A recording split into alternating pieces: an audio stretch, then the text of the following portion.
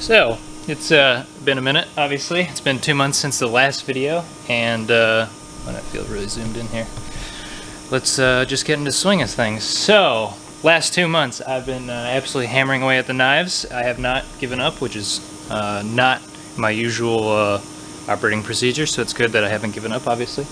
I think the last video we did a handle fixture thing for the knife handles, so I'm still using the same fixtures, so they're right here, as you can tell. Hold on, yep, sweet, very cool. I think these are the same version, Gen 2, and working fantastic. I had to make 2 new plates up here, but we'll talk about that. And then I'm working on officially doing hard milling, like really good hard milling. You can see the finish. So we probably won't get to that in this video because it's more like an update video.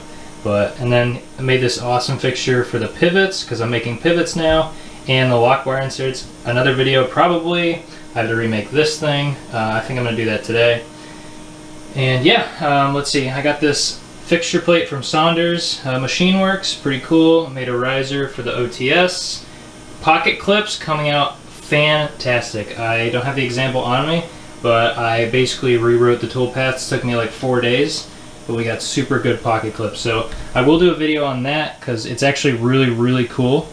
And yeah, I've had the VF2 SS for over a year now, and I'll probably do a video talking about my experiences with that because that's a big topic people like to look at, kind of thing, running a VF2 in your garage. And a year after ownership, blah blah blah. I just bought high-speed machining for it, which was $3,100, so that kind of sucked. Probably should have rolled into the loan, but I'll probably talk about that during that video. Big things. So, in the last video, the garage was an absolute disaster, and I was really unhappy with kind of the setup. So I've changed the setup. So when you walk in, here's the machine. Obviously, I need to dump these chips. Machine. I moved my desk setup to be out here. I got one of these really nice Husky tables. Hold on, I'll focus a little off. There we go. So this is one of Husky's height adjustable, and by height adjustable they mean you move these bolts in the slots, and then there's feet. So I got one of these. This is the 8-foot long by 2 feet. A super amazing table. Honestly, I was really impressed. I think I paid $350 for it. Obviously a little more for tax, and I picked it up so I didn't pay for shipping. This table, absolutely awesome. If this is something you're looking to doing, I would totally do it. What I wanted to do was make a toolbox with all the stuff for the mill. Because what I was doing was, I used to walk from that room, and I'd come out here to the terrible white table, and I'd have all the stuff, and then obviously the tools are scattered absolutely everywhere, and it was a huge pain. And honestly, I probably spent 20 minutes just in an afternoon walking back and forth, checking things, blah blah. So now, obviously, if I blow a tool up, I'm not very far. I just turn my ass around and hit the E-stop. So that's good. I will say that I have the table absolutely, it's at its tallest just to fit the toolbox. This is one of the Husky, I can't remember what it is, but it's one of the newer ones. I had to take the casters off, and I obviously you can see there's 2x4s under there. So that was the only way to fit it under here because there's a lip obviously here, and I was for some reason thinking I could stick this behind the lip, but you can't really. I mean, I guess you could, but then the toolbox would be stuck under there because the casters they're really tall. They're like 4 or 5 inches tall. So some other things, I took the monitor and I put it on an awesome stand basically, and the stand comes with a laptop stand, and that way I can just run the laptop here. I leave everything set up. I come home from work, I put the laptop on here, pop it open, plug it in, and we're good to go. It's really nice. With the granite table out here, or the granite block, new snowblower, or new to me. The bandsaw got moved down here. Oh yeah, we're standing where the plasma table was. I know I didn't talk about it much, but I sold that, and that actually went really good, and I ended up picking up this actual industrial pallet rack, which is in a story of itself, but I got that set up by myself. That was fun. The plasma table I bought used for $10,000, and then I ended up selling it for $8,000 cash after basically a year and a half of owning it. So, I mean, you would say that's a 20% reduction in what I paid for it, but you know, in reality, I don't know if you've looked at plasma cutter tables, but they keep coming down, down, down in price, and I was honestly happy to get that much for it. And plus, I got some use out of it, but unfortunately, I really didn't use it like to its full potential. But that's the story for another day. Yeah, so I've been doing really terrible kind of material organization, better than it was kept in the toolbox before. The room that the desk used to be in, I actually stuck, hopefully the compressor doesn't go off. So, screw compressor, that doesn't work, broken, but the air dryer works and the tank is still a tank. So what I'm doing is I'm using the air dryer and I've plumbed in my big compressor.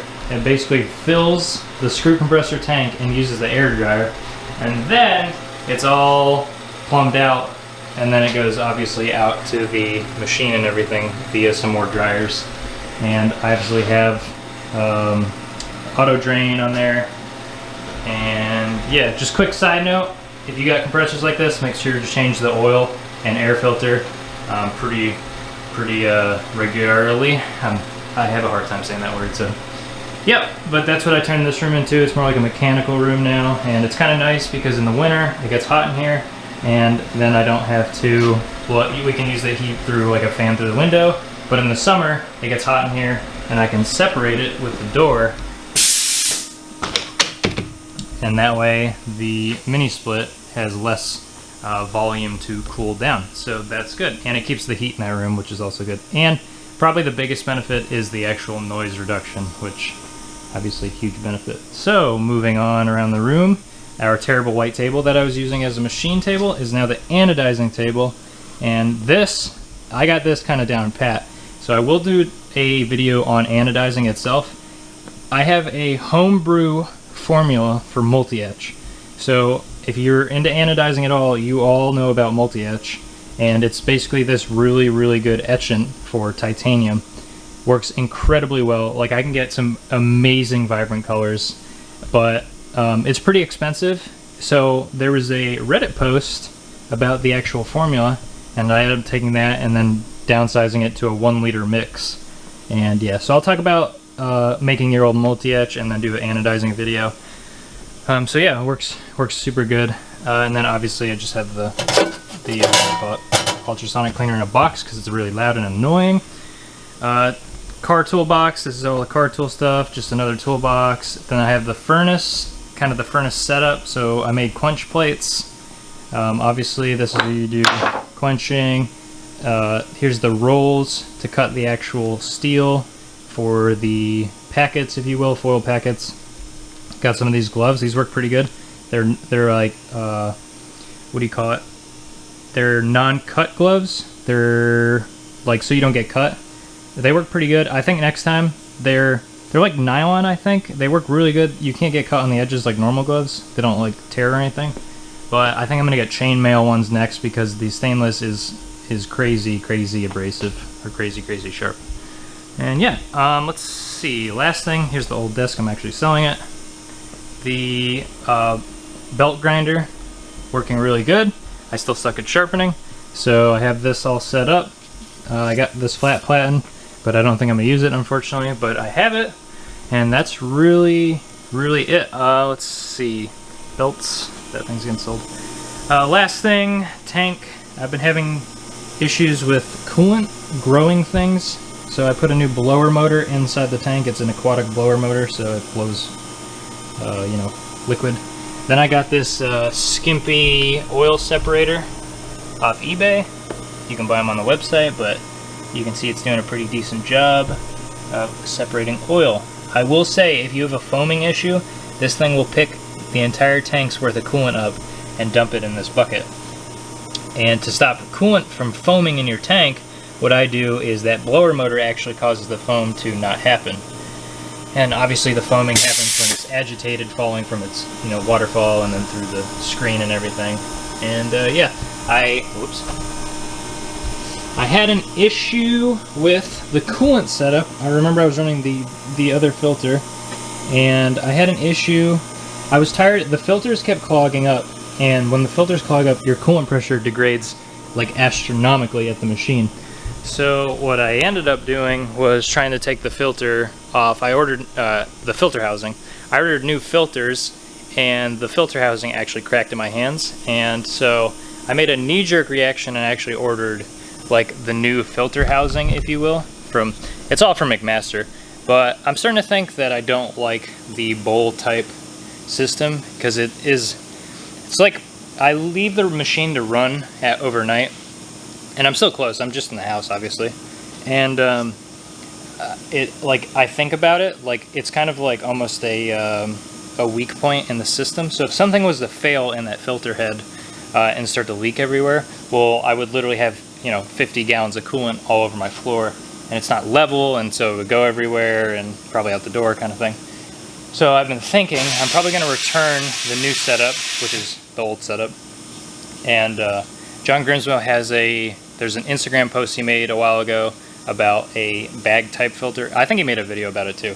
So I'm actually going to probably do the same thing. It's significantly more expensive. Like after it's all said and done, you're probably looking at $750 for the whole setup, as opposed to under $200 for this current setup.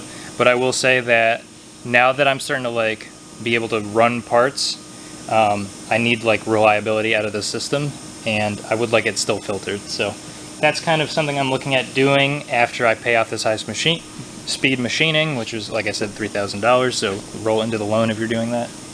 And yeah, so that's pretty much it for this video. I just wanted to do like a quick update, but I am going to film the rest of the day. I have a 5-day weekend, which is super awesome.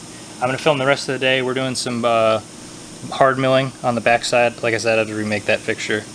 And yeah, but thanks for subbing. I see we hit over 600 subs, so I figured I'd break the camera out and start doing this again. But yeah, I'm also interested possibly in doing a podcast. I think it'd be really cool with some other machinist maybe, or some other like maker, if you will. Just a one-on-one, really open chat, basically, if you will, once a week kind of thing. I think the podcasting thing is really cool. I listen to, whenever I drive, I listen to podcasts. Like I'm actually, here I listen to music because the machines and stuff are loud, but like driving, I almost never listen to music. I always listen to podcasts, like ranging from everything. So I think it'd be really cool to do a podcast. And if you're kind of interested, maybe shoot me a message on Insta, or you can shoot me a message on here. But there's a large possibility I won't see it because the YouTube like studio app thing doesn't ever message me when someone comments. So that's why it takes me like 2 weeks to respond to things. So if you want to reach me, obviously Split141 on Instagram is the best, is the quickest way to reach me, because I'm on Instagram way too much. But yeah, anyways, thanks for watching, and some cool stuff's coming down the pipeline, and catch you on the next one.